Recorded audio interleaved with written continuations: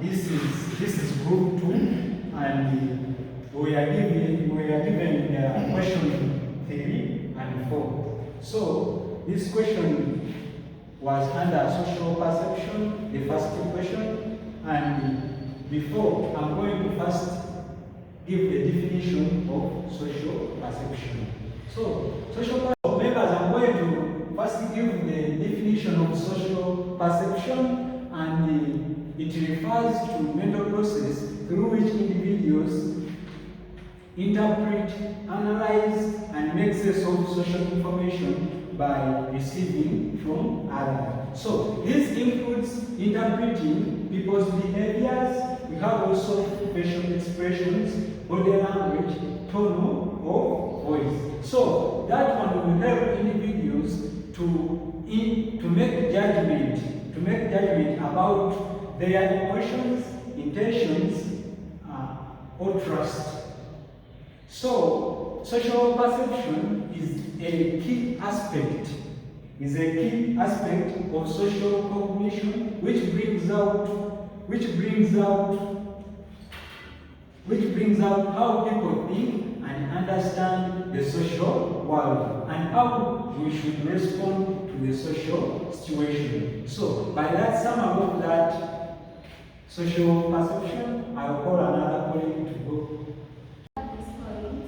Encouraging emotional intelligence as youth actor. In that, it fosters emotional intelligence by helping students and teachers understand one another's perspectives. Another point is tailoring instructions and support. Tailoring instruction and support. A teacher might recognize from a student confused look that they need additional explanation. We have another point, which is encouraging student autonomy. In that, when students perceive that their teacher genuinely understands and respects them, they get more empowered and motivated to participate actively in their learning. I talked about social perception, and I am here now to help you understand the importance in understanding a student's dynamics in a classroom. In number one is building effective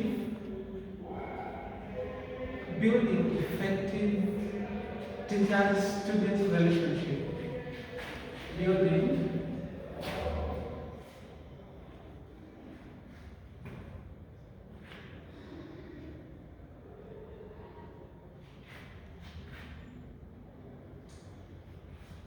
effective teachers, students,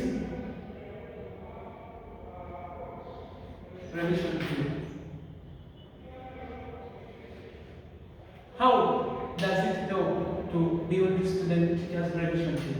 You realize that in a class, a teacher can accurately tell how a student is feeling emotionally.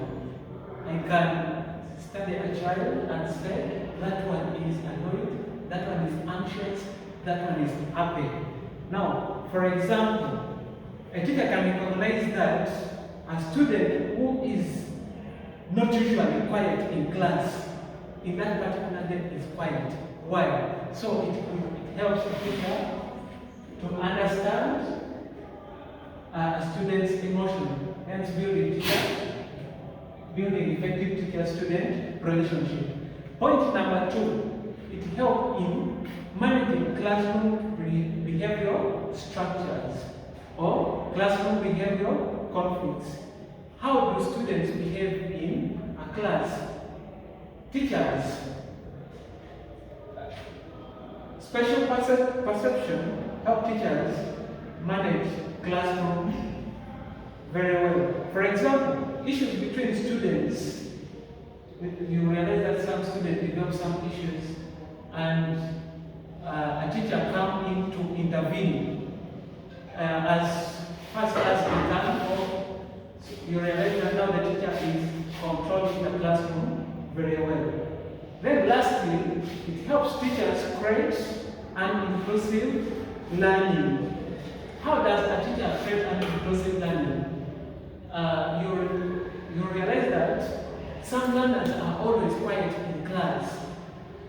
And at the end of the lesson, you might think that they've understood, and in actual sense they have not understood. So a teacher will have to find a way and make sure all of them participate in class, and there, after the lesson, everyone has understood very well. Thank you so much.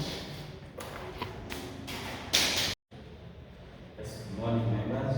Morning, how is Yeah, this is the name I'm called Job Support, a student of PSP, that is Bachelor of Science in Chemistry and Mathematics. Also, I'm presenting the work of psychology, which my members first introduced. That was in our number 3, which was talking about social perception. But last we are talking about number 4, which is discussing about the first impressions and spread it from the teacher's perception of students and the vice versa. Because we understand about vice versa. Of course, in first position, I'm talking about the first impressions, which by definition is the initial judgments we make about others within a seconds of meeting them. Of course, the first time when we take, for instance, the students, the first time we meet our students, maybe first can be given a student governance letter. That first meeting, what can we observe? That first impression, what that judgment we take from our students. Those judgments, of course, they are mental judgments, but of course we take them with appearance, how students appear. The tone voice, how is the student talk, as talk arrogant, and what messages sent to you. That dress code, the student's dressing, how can he is a good boy guy or is a normal person. We have some characters of those first impressions. The first thing is the first. They are taken within, when you're observing those first impressions, they are fast. It can even take a second. They are powerful. They go to the memory and realize whatever you do that student, just remember that thing. They are powerful. They are often unconscious. They just come accident. Don't plan for it. Don't say you're going to be interested. Maybe that they show what really accident is. So they have some impacts on the teachers. Of course, one of those impacts we have is the first one is the expectation amend or rather set high. Here we find a teacher may unconsciously label a student as bright and say this student is bright. According to the way even certain class and giving the answers, can say this student is dumb, this student is stubborn. According to the way was showing us in the first point. It might not be true, but of course of that. On 2, we have the confirmation bias. Due to the first impression the students show in first time, my student was bright. So this is how students judge teachers. Here we are talking about teachers, how the teachers judge students or interpret. So here are the students, how the students interpret or judge teachers as long as they enter into the class. So our point is saying that perceived authority and fairness. So for this point it says that students quickly judge whether a teacher is approachable, strict or supportive. So that is our first point. So here, these first impressions can help the student know, the student can judge the teacher or interpret the teacher knowing that what is either approachable, reachable in that way. So that is our first point. Another point is saying affecting participation. This point says that if students assume a teacher is unfair or unkind, they may be less likely to ask questions, participate or seek help. I think this is our last point about it. So here, if students, like judge, as we are saying, students here, they are the ones that are judging or interpreting the teacher. So if students know that the teacher is unfair, unkind, and what, so here they will not be like active. They will not take more time listening to the teacher's words. So that is my last point, and I think I'm done. So Members, I'm called Dennis Demo. I'm here to continue with our presentation from where my colleague stopped. So I'm going to discuss about stereotypes. And by definition, we say stereotypes are basically beliefs or assumptions about a group of people. We can take an example of the education sector, whereby we say most of the stereotypes are based on race, they are based on gender, the socio-economic status, and the language background.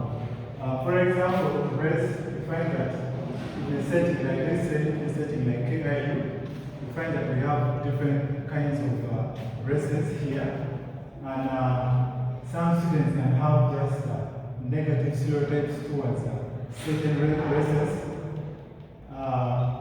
It also applies to gender, whereby some students have negative stereotypes towards a different gender. It can also depend on the socio-economic status of someone, whereby you find that this student comes from a low-income family. Some other students can have negative stereotypes towards them just because of that aspect. And also, we can also talk of language background, whereby you find that there are certain students who just have general negative stereotypes towards certain languages. Yeah, that aspect. So we can move on and talk about the impact on teachers' perception of students.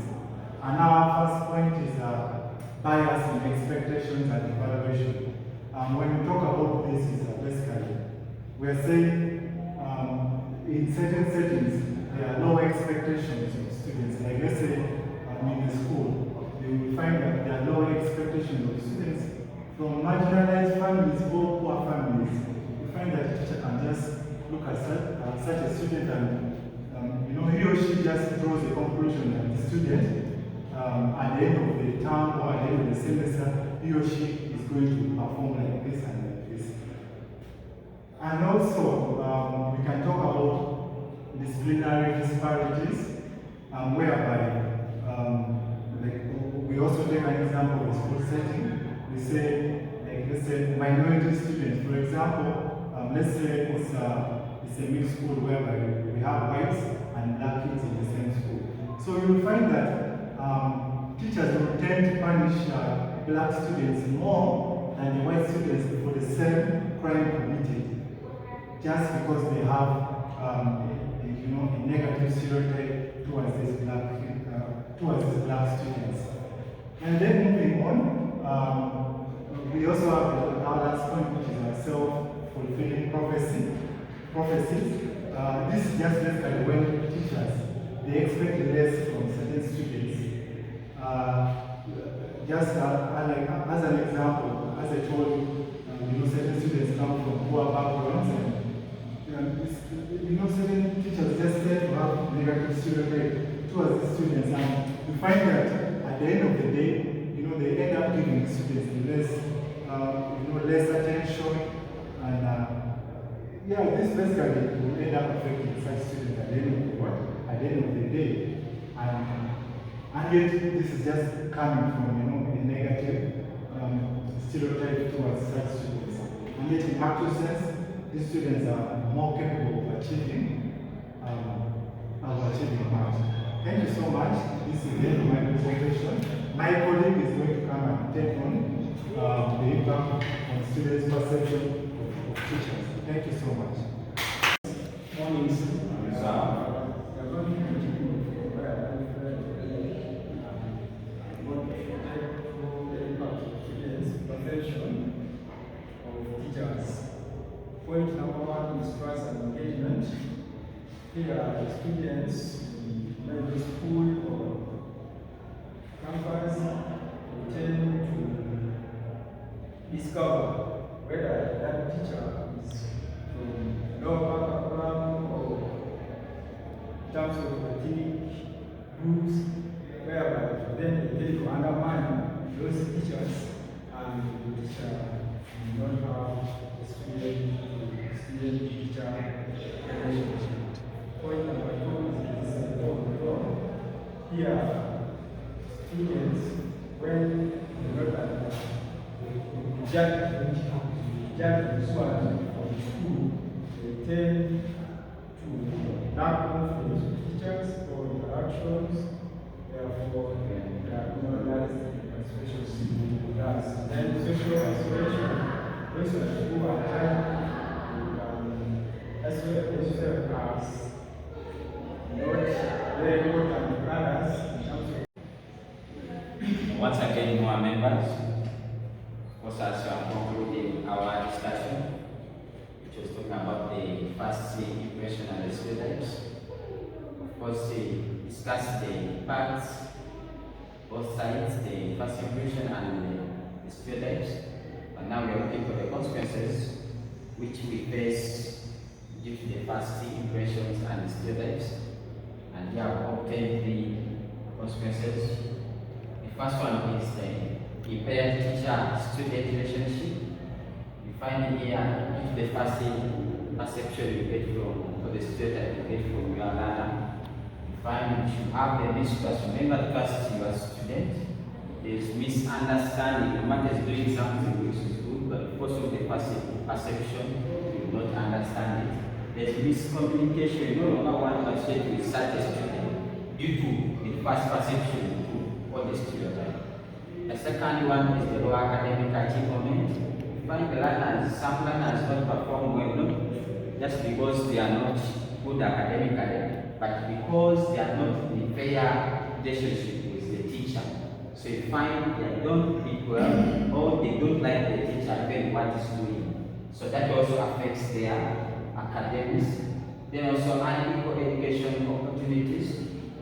Since you are basing on your first perception to your learners, you find now the teacher not give the equal service to the learners.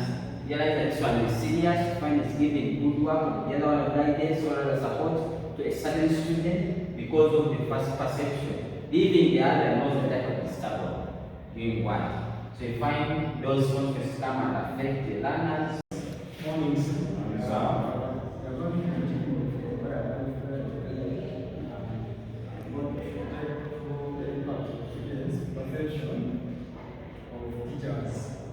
Point number 1 is trust and engagement.